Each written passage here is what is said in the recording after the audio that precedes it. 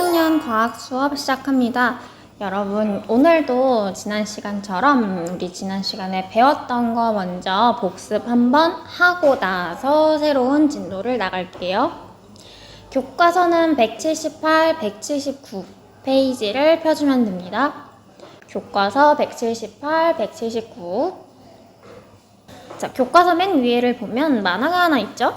머리카락이다. 범인이 증거를 남겨놓았어 라고 얘기하니까 옆에 있는 아저씨가 범인을 쉽게 잡을 수 있겠군 이라고 얘기하고 있어. 우리는 머리카락으로 범인을 어떻게 찾을 수 있을까? 우리가 생긴 모습이 다 다른 이유는 우리가 각자가 가지고 있는 유전자의 정보, 즉 유전 정보가 다 다르기 때문에 우리의 생긴 모습도 다 달라요. 유전 정보 속에 쌍꺼풀이 생기는 유전자가 있다면 쌍꺼풀이 있는 얼굴, 귀가 좀 더 동그랗게 큰 유전자가 있다면 또 그렇게 생겼을 것이고, 그 외에도 머리카락이 곱슬이라든가 직모라든가 이런 다양한 유전 정보에 의해서 우리의 지금 우리가 거울을 보면 보는 우리의 모습들이 나타나게 돼요.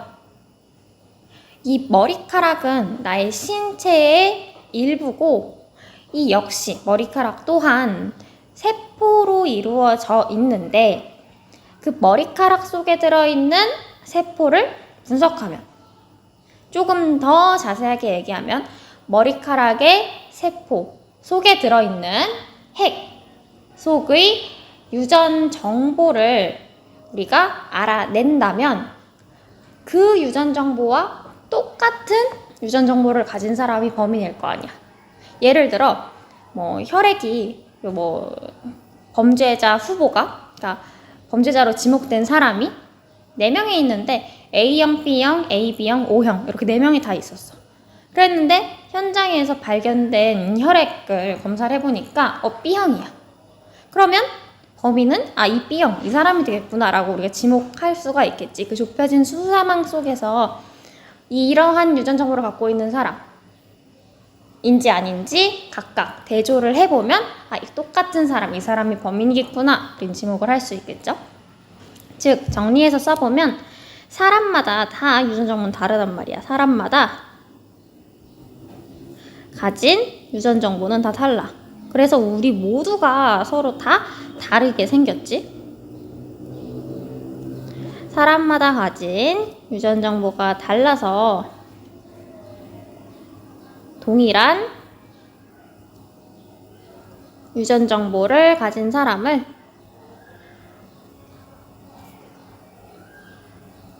범인으로 지목할 수 있다.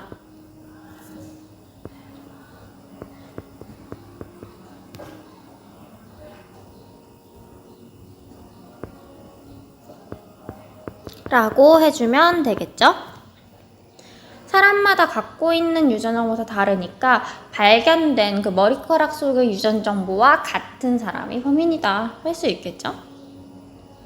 자, 밑에 내용 한번 교과서 글 보면서 정리를 쭉 한번 해볼게요. 거기 보면 첫 번째 줄, 분열하는 세포에서는 핵이 보이지 않고 막대나 끈 모양의 구조물인 염색체를 관찰할 수 있다. 그래서 분열을 하기 전에는 염색사의 형태로 보이지만 아직은 염색체가 보이지 않는 때지만, 분열을 시작한 세포에게서는 우리 핵막이 사라지고 염색사가 응축 되면서 염색체가 관찰이 된다고 했죠. 그 X자 모양으로 생겼었던. 그 다음 두 번째, 이 염색체는 DNA와 단백질로 구성이 된다고 했어요. 단백질을 약간 실패 삼아서 거기에 DNA가 이렇게 쭉 꼬여져 있는, 묶여져 있는 형태라고 했고요. 밑에 그림 있죠. 자, 그런데 그 다음 이제 DNA에서 유전 정보를 저장하고 있는 부위는 또 유전자라고 하고, 자, 그런데 중요한 게 또 한 가지가 있었죠. 분열하기 전에 DNA가 복제된다. 분열하기 전에 DNA가 복제되어야, 유전 정보가 복제되어야 각각 만들어지는 2개의 세포 안에 각각 동일한 유전 정보가 담긴 그 DNA가 들어갈 수 있다고 했었죠. 요게 또 오늘 새로 할 체세포 분열에 중요한 내용이 됩니다. 그래서 유전자들이 모여서 DNA 이루고, 또 DNA가 단백질과 함께 뭉쳐져서 꼬이면 이런 염색체를 만들게 된다. 그리고 각각 이 한쪽을 염색 분체라고 한다. 염색 분체 두 가닥이 모여서 염색체를 이룬다. 자, 그 다음 보면 해보기가 있는데요. 해보기를 하기 전에 밑에 있는 내용 먼저 밑줄 한번 쭉 치고선 보면은요. 사람의 체세포에는 46개, 즉 23쌍의 염색체가 들어있다. 그 한 개는 엄마에게서, 한 개는 아빠에게서 와서 각각 쌍을 이루고 있다고 했죠. 이렇게 쌍을 이루는 크기와 모양이 같은 똑같은 1번에 한 쌍, 2번에 한 쌍. 이렇게 쌍을 이루는 염색체를 상동 염색체라고 하고요.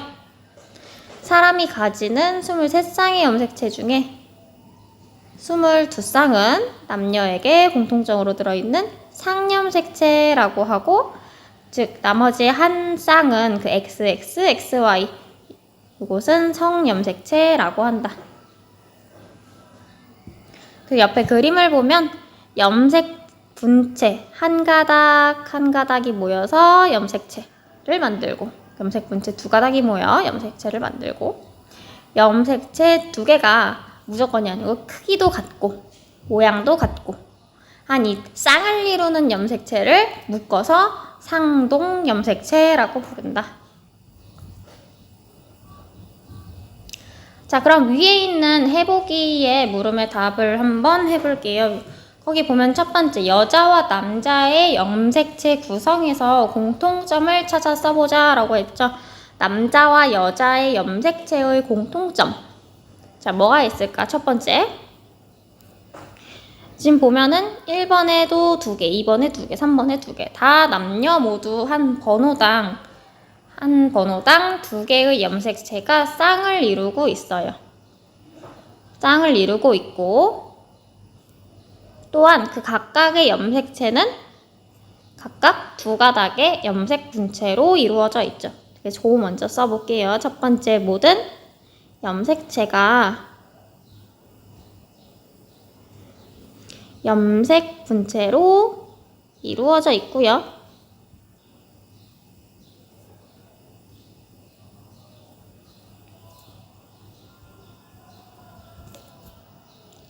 그리고 총 46개의 염색체를 갖고,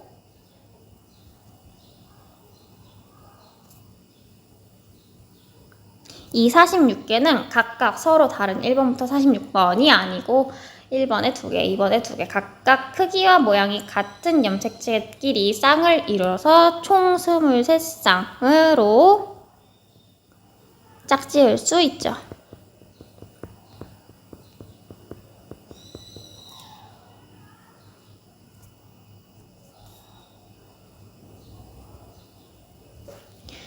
또한 XX, 여자의 경우엔 XX, 남자의 경우엔 XY, 그 부분만 좀 다르고 나머지 1번부터 22번까지는 지금 똑같이 염색체 구성을 이루고 있죠. 보면 1번이 좀 가장 길고, 그다음 2번 또 길이 비슷하고, 3번 이렇게 비슷하고, 그래서 좀 뒤로 갈수록 좀 크기와 모양이 좀 작아지게끔 둘 다.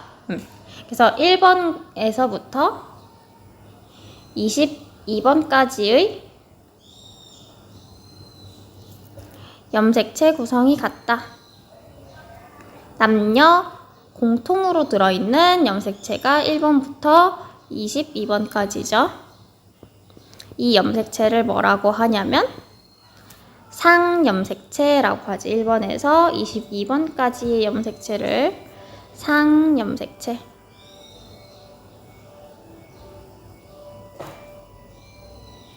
남녀 둘이 공통이 갖고 있는 거. 그 다음에 두 번째 질문.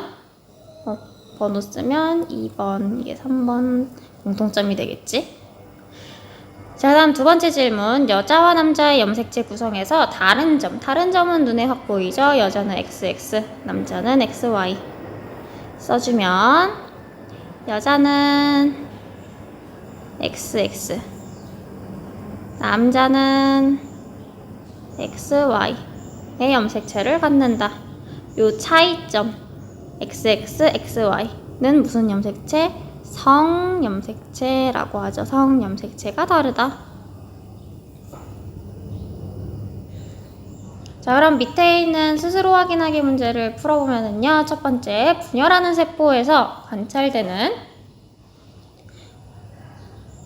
막대나 끈 모양의 구조물은 무엇인가?